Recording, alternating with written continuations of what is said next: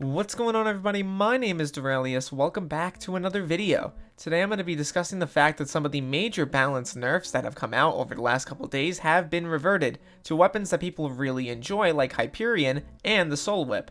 This is bound to make a lot of people happy, but I'm also going over the fact that a lot of the other changes that haven't been reverted can still negatively affect the game and how that will happen. But before we get into that, I want to say thank you guys for all the support recently as we've hit 16.5k.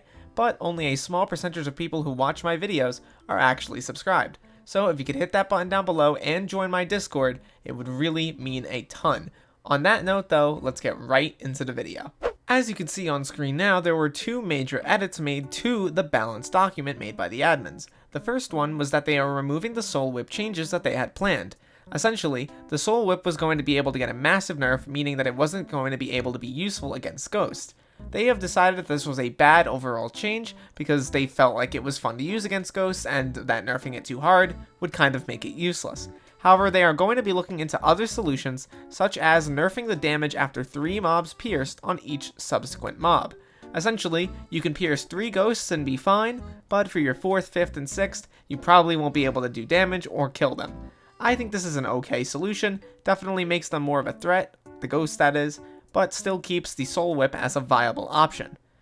Edit number 2 is basically that they're considering 2 other options for Wither Impact. Wither Impact originally was at a range of 10 blocks. They felt like this was a lot, and honestly I kind of agree, it is a large overall range for a powerful ability. So originally they were going to nerf it to 6 blocks. This was an effective range reduction of about 40%.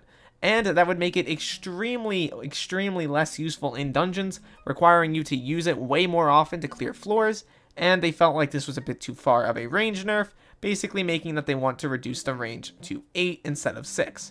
Their second option was to keep the range at 10, but reduce the damage based on distance, 100% at, point blank range, to 30% for an example.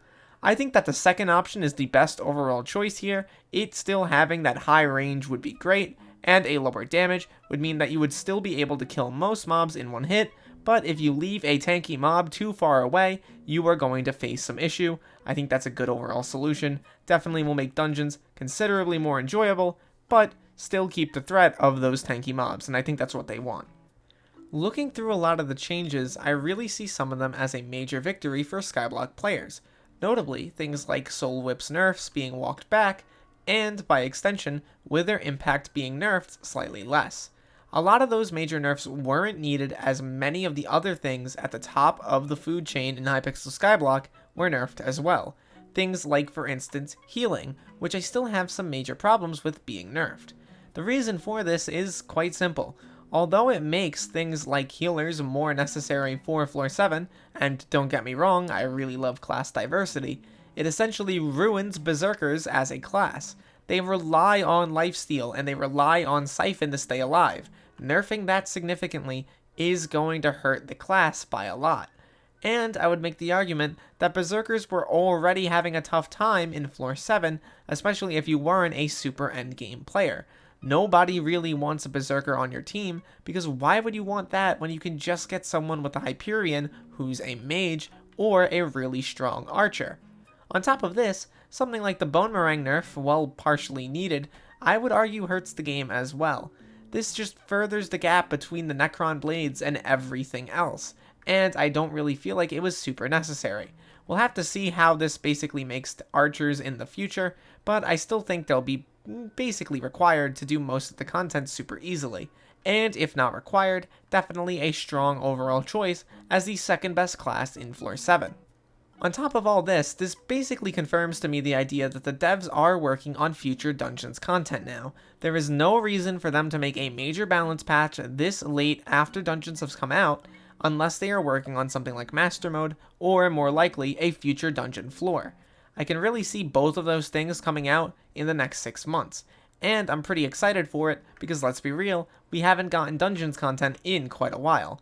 The pace of updates does seem to be increasing, and it seems to be increasing by quite a lot. We've gotten a lot more and a lot bigger updates over the last 2 weeks. I'm excited to see what the next few months hold, and I think that a lot of the future content, notably things like Dwarven Caves, will be really amazing for the game. On top of this, some of the other balance changes are pretty nice.